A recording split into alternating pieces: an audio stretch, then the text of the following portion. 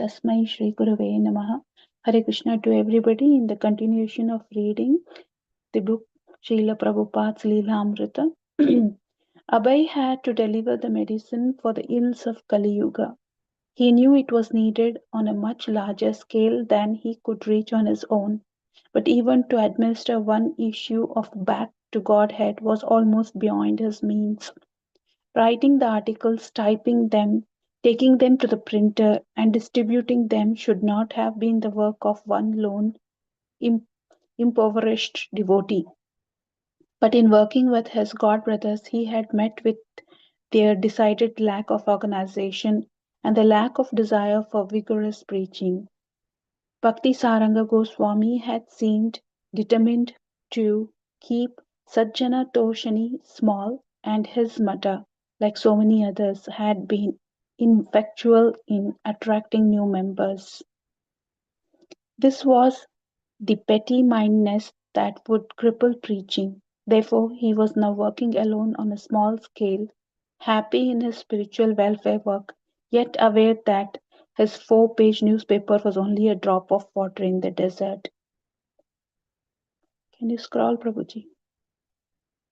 In February of 1956, while the US was struggling with civil rights, while Kuruksheva and Eisenhower were both openly deploring the arms race and were maneuvering in nuclear disarmament talks, and while the Shah of Iran was visiting New Delhi, Abhay was trying to print Back to Godhead.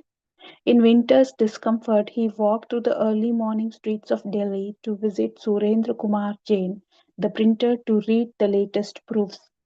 By walking, he saved money. Only when he was delivering paper from the paper dealer to the printer would he rent a rickshaw. He had no chadara, only lightweight cotton jacket, and he wore rubber shoes. He also wore a cotton hat that covered his ears and tied beneath his chin, protecting him from the 40-degree wintry mornings and the sometimes gusty winds. Kumar Jain, my first impression was that he was a nice person and straightforward. I felt pity also because of the conditions under which he would come.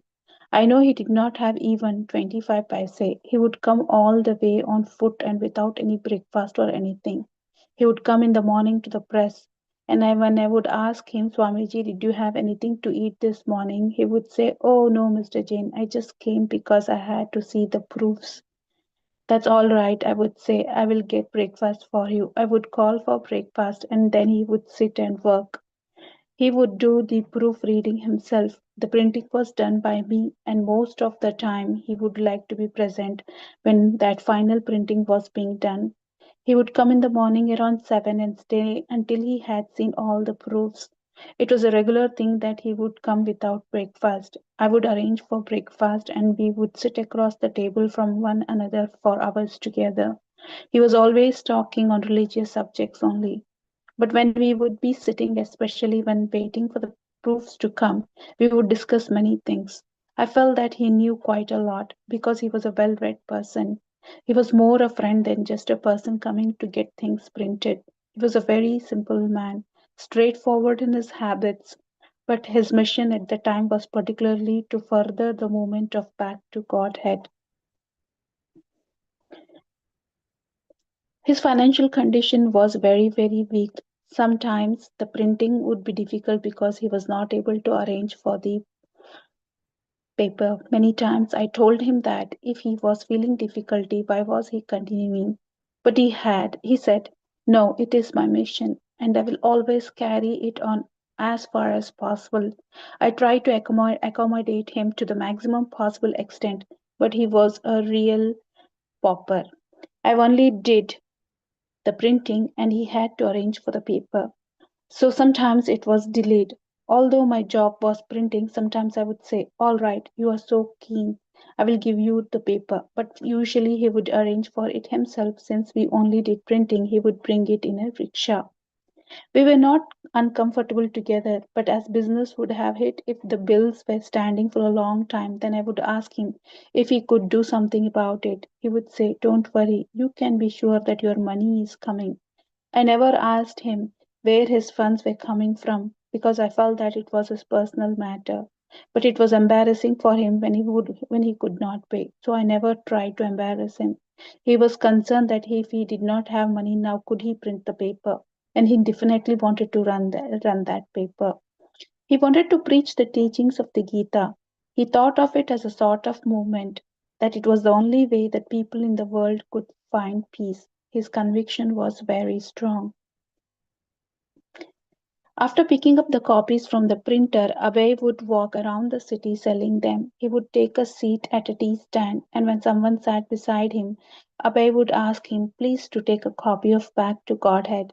He also went to the homes and offices of people who had already donated or agreed to see him, and he sought out new contacts, sometimes on recommendation or sometimes by going uninvited, where he could find a potential reader. When he delivered copies to regular donors, he would discuss the previous issue's philosophy with them and sometimes write articles on topics they requested. Our esteemed friend Sri Bishan Prasad Maheshwari was one of the learned advocates of the Supreme Court, has requested us to write something on the principle of fruitive action with special reference to vice and its potency. Often donors agreed to see him not so much out of genuine interest or affection as out of a sense of obligation in their traditional Hindu pity. They felt obliged to see the sadhu take his paper and even think well of him, but not necessarily to read his newspaper. Once, when Abhay was approaching a well to do house, the owner came onto the second floor veranda and shouted, go away, we don't want you here.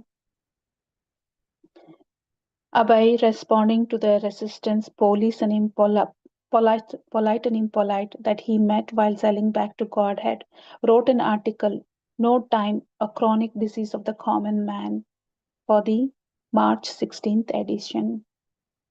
So I stop here for today's reading, and we see that how Prabhupada is so determined and at no cost he is ready to give up his mission, and his only aim is to just keep going with his mission no matter what, whether he did have something to eat or he was shortage of papers.